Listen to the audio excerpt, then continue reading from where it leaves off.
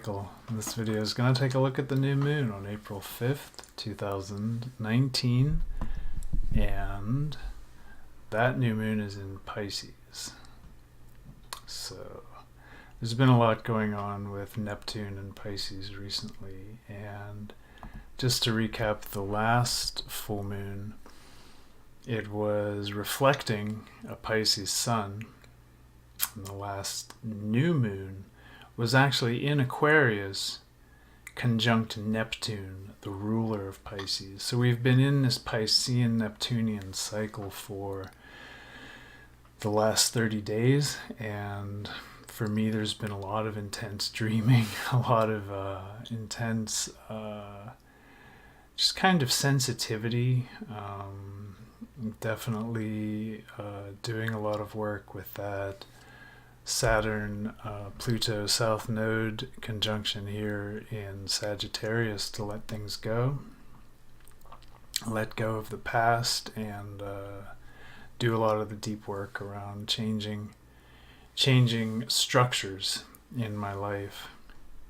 We can see that this Pisces new moon is square up to this South Node, Pluto and Saturn conjunction. This is a big conjunction happening right now, and it's moving towards exactitude in January 2020, I believe.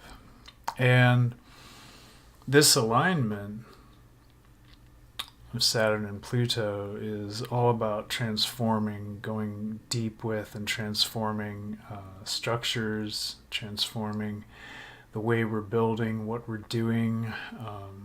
It might be a reformation of our sense of authority and our relationship to authority, and all of this happening in philosophical Sagittarius.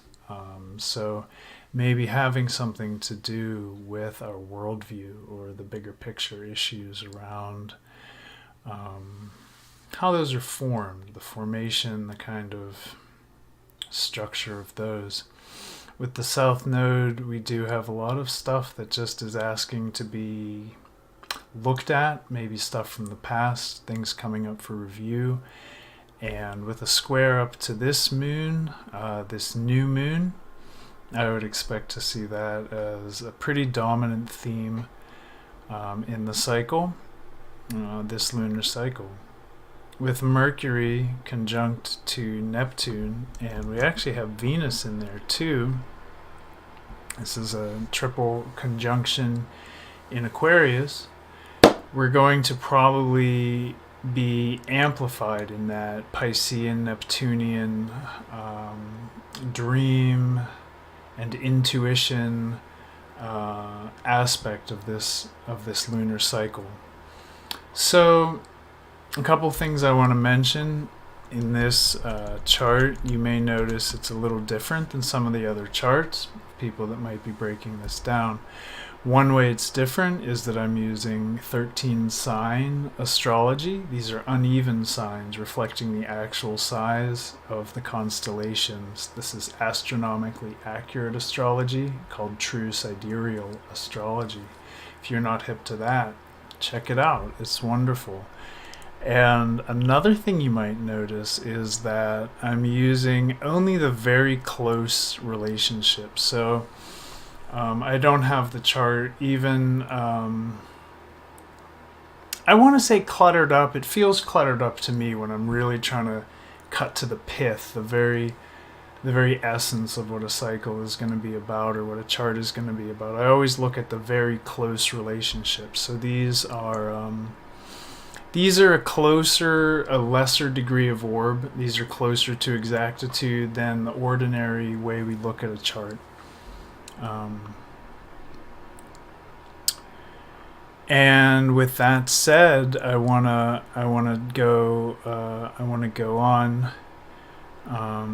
This is a really interesting lunar cycle for a couple reasons. One, because it continues the Piscean Neptunian theme that we've been experiencing. And with this square here, it deepens it. It's going to deepen it, and it's going to get probably a little more serious in its inner work, in its especially around dream work, things that we've been intuiting, things that have been asking for a change. With Aquarius here activated by this triple conjunction, the way we think, the way we communicate, and the way we relate to others in general is going to be colored by kind of a drive towards new beginnings, change. Aquarius loves change. It loves to kind of stir things, shake things up, maybe bring something new to the plot of the story. So there's a couple interesting things happening when you see a new moon square up to anything. That means that the waxing quarter moon in this case is going to be making an alignment. And I'm actually just going to show you this alignment. So I'm going to animate this chart forward 7 days to April 12th. So now we're looking at April 12th, 2019. The sun is here. The chart is a little shifted. You'll see the moon has moved to conjunct the north node in Curious and mutable air Gemini. And you'll see that it's opposing this conjunction. So whenever you have a new moon square, you're going to have the cardinal points of that lunar cycle. The waxing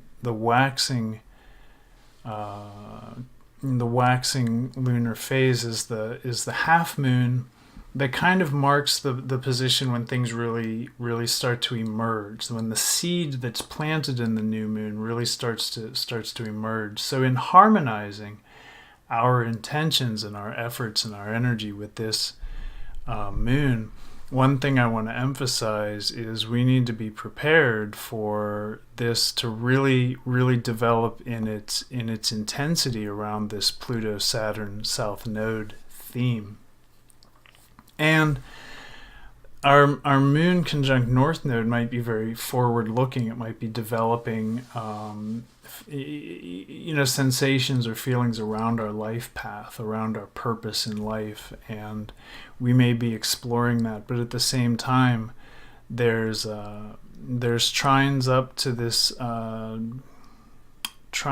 this Venus-Neptune conjunction, and at the same time, Mercury has moved into Pisces, increasing that Piscean effect. So there's going to be a strong intuitive component here, and it's definitely going to be dealing directly with this theme of going deep, looking at our worldview, our structures, what serves us, what doesn't, asking us to shed those skins, maybe let go and transform, maybe to develop in ways that with this T-square to the sun, whenever you see anything T-squared like this, you do see, in many cases, these stress relationships bringing about obstacles or challenges.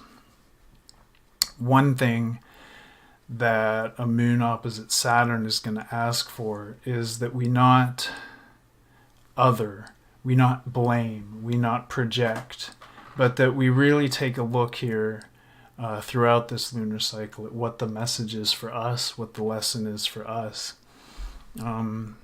Another thing that we might experience with Mercury, Neptune, and Venus together, as well as the Sun with a really activated Pisces here, we may experience a little bit of just lack of clarity, lack of linear thinking, possibly some confusion. It might go along with things we know in a non-logical, non-rational way. But, just looking out for that. At the same time, these alignments are happening that could be generating some stress for us. I notice that the sun is trine up to Jupiter, which is stationed or gone retrograde, right in conjunction with the galactic center. And the other major benefic in the chart, Venus, is aspected up to our moon. So good support, nice masculine feminine balance with all that. I wouldn't anticipate that this is going to be too full of struggle, that this is going to be a time of intense difficulty. Although, depending on the positions of the planets, the bodies, and the heavens in the natal chart, your individual natal chart, this may affect you a little bit differently. In fact, it definitely will affect everybody according to their own natal composition. But in general, these are the heavens. Again, this is the 12th of April 2019. This is 1 week in. This is the waxing quarter moon. This is the half moon. And then looking ahead to April 15th, that's going to be Sun trine moon. That's 10 days through the cycle. We're going to see the Sun conjunct Uranus, also very benefic, and also having just moved into Aries. So we're going to see this energy of really direct, really driven expression of individuality, eccentricity, even rebelliousness, that drive to change to our true self, to what we really want. We're going to see the sun come into harmony with that. It's going to trine up both of these to the moon, right in the degree of Regulus, which is a very empowered position in the heavens. This is a star that's on the ecliptic, on the band of the motion of the planets. So the moon will be moving right over it. This is the brightest star in Leo, and it's a powerful influence. It's going to empower our inner world with a sense of strength and probably courage and maybe expression, maybe the ability to bring our feelings out. That moon is also trying up to Jupiter here, expansive, optimistic Jupiter in the galactic center. So just a big boost to intensity and a nice alignment. Now the sun and moon always align on the 10th day of a lunar cycle in a trine, but this is going to be some pretty activated with the two benefics, Uranus and Jupiter in grand trine and the moon in the degree of Regulus. I think this is going to be a great time to take that energy, the first part of the cycle, that seed that was sown and then the sprout that comes up, looking at all of this Saturn, Pluto kind of status check on our structures, our worldviews, what's really being called up from the past for review, and turning that into what's next, what's new, what needs to happen for ourselves with Uranus in Aries here. This is very much about our self-image and our sense of our healthy ego and our sense of ourself. You'll also notice that Mercury and Venus have moved squarely into Pisces. So Pisces continues to remain highly activated throughout this cycle. One thing about this Uranus in Aries is that moving out of Pisces into Aries, there's a big shift from the kind of nebulous, cloudy, intuitive, dreamy energy of Pisces into a very direct, very straightforward, very assertive, even a little aggressive, maybe competitive energy of Aries. Very much a shift from the bigger picture to the self, bringing it down 11 notches from what's going on in the universe to what's going on right in front of my face in my life. beginning to shift, and this is a generational shift. This is a deep subconscious shift that's going to affect probably the next generation. And one thing that signifies is really outspoken people who present their new ideas very passionately. They can be very individualistic. So, this is the start of something, kind of a bigger shift. Again, a generational shift. Just something to be aware of, something to take note of. Just to bring this forward, since we are animating the chart, and bring it the whole way around to that full moon. The full moon is going to be reflecting that sun in late Pisces, conjunct Uranus. We'll get to that closer to the time of the full moon. In my next video, we'll talk about what the fruition of this cycle, what the fruit, what the harvest of these energies that are planted are going to be. So just to recap that, this moon is going to be all about continuing the Piscean theme, continuing the Neptunian theme, set off by a triple conjunction around relating and communicating in an intuitive way, set off by the sun and moon in conjunction in sensitive, generous, intuitive Pisces. And there's going to be a real theme in this cycle around the Saturn-Pluto South Node conjunction, which is of the nature of restructuring, of going deep into the past, of letting things go, of shedding skins, doing that shadow work with Saturn there, doing that work to see what's asking to be changed, especially in the realm of our worldview, our philosophy, our even spiritual or religious outlook. A lot of this can be up for review right now, and that'll continue to be the theme, intuition, and doing this deep work throughout the cycle. All right, everybody. Thanks for watching, and I'll see you next time.